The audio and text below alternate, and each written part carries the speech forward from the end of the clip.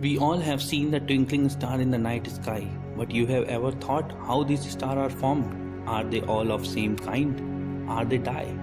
Then today in this video we will tell you about the stars. How many type of are they? How are they all made?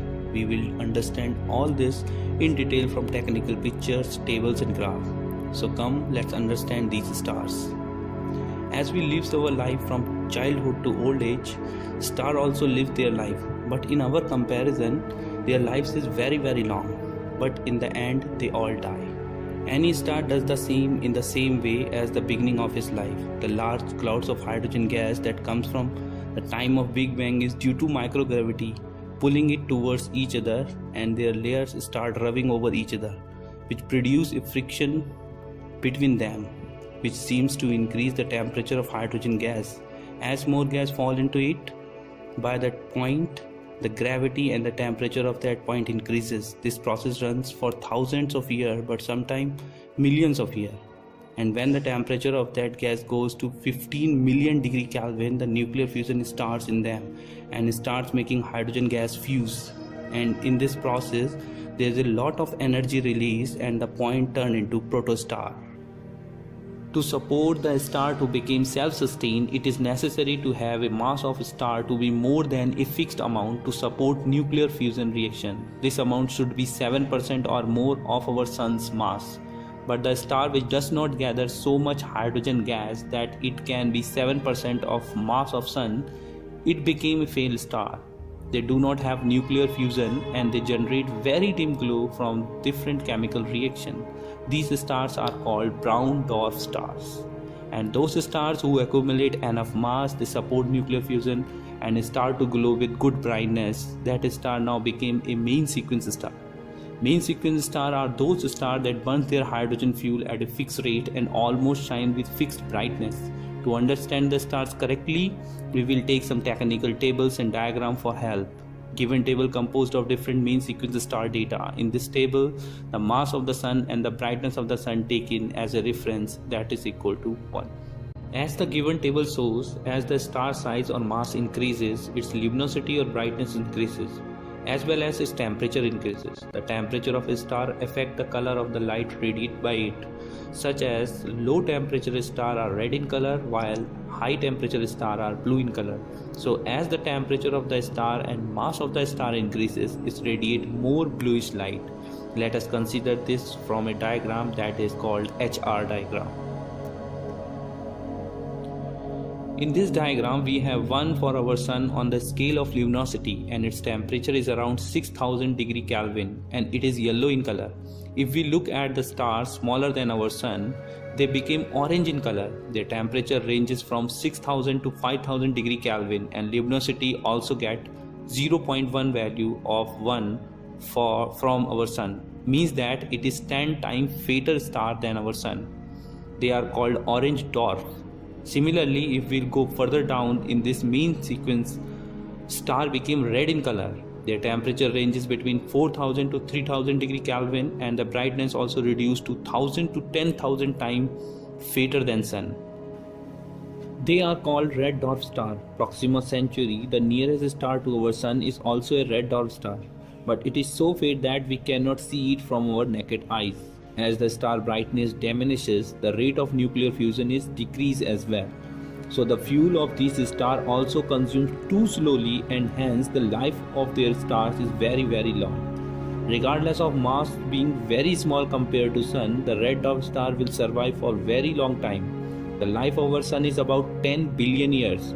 Red dwarf star life can be up to 10 times longer, means 100 billion years. It is believed that the red dwarf star will be those stars that will remain the longest in our universe. Another thing that is very interesting is that maximum number of stars of our universe is either red dwarf or orange dwarf, meaning 97% of stars of our universe is smaller than our sun. Given table helps you to understand the population of different stars. As we see, maximum percentage of population of the star is above red line, which is those stars whose mass and radius is smaller than our sun. That's why we see very little star in the night sky. because the brightness of maximum star is very low and the brightest star we see is very few. So we see about 5,000 stars in the clear night sky, but in actual they are in millions. If we go above the sun in the main sequence, then along with the size of the star, its luminosity also increases. The temperature of a white star is around 10,000 degree Kelvin and its brightness is 100 times than sun. And the population of this star in our universe is about 3%. As we go above in main sequence, the white color converts into bluish and then goes to deep blue. The temperature of deep blue star goes upward of 30,000 degree Kelvin and their brightness goes up to 80,000 times of sun. Although their population is 0.00003% in our universe, it means to be about 3 stars in every 1 lakh star deep blue in color. Friends, most of the stars of our universe are main sequence stars. Any star spends more than 90% of his life in the main sequence, but when the star begins to get rid of hydrogen fuel, it is the time for the star to die. However, even after the hydrogen vanishes, the temperature of the core of a star is so high that they start to diffuse the helium atom and then lithium atom, beryllium, boron and so on, and this process runs until it is made iron. In this process, the star gets out of main sequence and became blue or red supergiant. The star is quite faint and floors from its original size. A star will be made of blue giant or red giant is decided by its nuclear fusion reaction. When atoms of different material fuse, they release different energy, and a star became blue giant due to high energy release and red giant due to low energy release, and oscillate in between red and blue supergiant, and the timing of oscillation is millions of years. Friends, iron is a very specific element because its atom diffuse without releasing energy but absorbs energy. After the iron became formed, the nuclear fusion reaction is stopped in the core of the star. Now let's understand the death of the star. When a star whose mass is more than 1.4 times of the sun, and when all its core fuel turn into iron, the nuclear fusion absorbs too much energy. Also, the gravity of the core increases very much, due to which the core starts shrinking towards the center of the star, and in few seconds it shrinks to 1,000 times smaller than its original size, and it releases a shock wave which blow out all the material formed in the star into the space. This explosion formed by the shock wave is called supernova, or for large star it is called hypernova explosion. This explosion produces so much energy as the sun generates in its entire lifespan, which again start the nuclear fusion and start creating higher element from the iron. When a large star has a hypernova, it generates so much energy that it sparks the entire galaxy for some moment and simultaneously spread the different element in the space, and its core shrunk and became a black hole. Friends, leave hydrogen, every atom of our body is made in the star, in the core, or by the explosion caused by its death. So in fact, we are all made up of stardust. All star does not become a black hole. If a mass of the star is greater than 1.4 times of the sun, then it became a black hole. That is what we call Chandrasekhar limit, and this is given by an Indian scientist, Dr. Chandrasekhar. If we look at the black hole on the HR diagram, then they will be at the lower left corner of zero luminosity and extremely high temperature. The star which has a mass less than 1.4 solar masses as our sun became a white dwarf star after supernova explosion. Its core is reduced to 20 km in diameter and the density reaches millions of kg per centimeter cube. The temperature of this white dwarf is around 10,000 degree Kelvin, but the luminosity is very much less than the sun.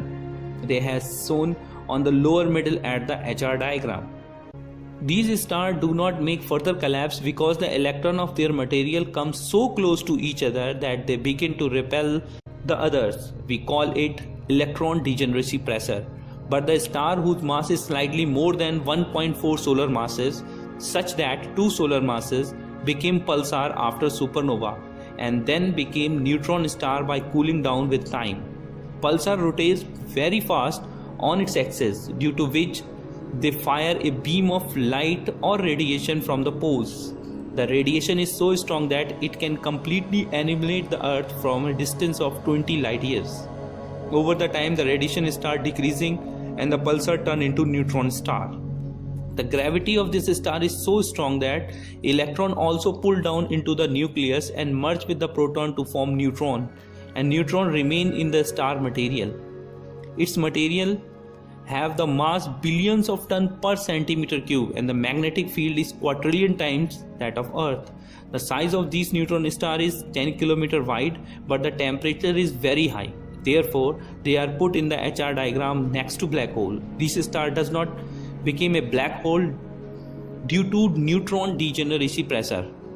But if the mass became 3 solar masses, then neutron does not repel each other and the star became a black hole.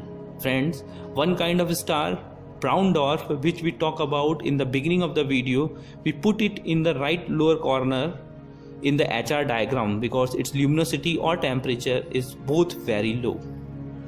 So the story of our stars end here, but from this story we get to know that if this star does not die, then we are not created. We are all stardust. If you like this video, then tell us through likes and comments, and if you want to know anything about a star, then definitely ask us.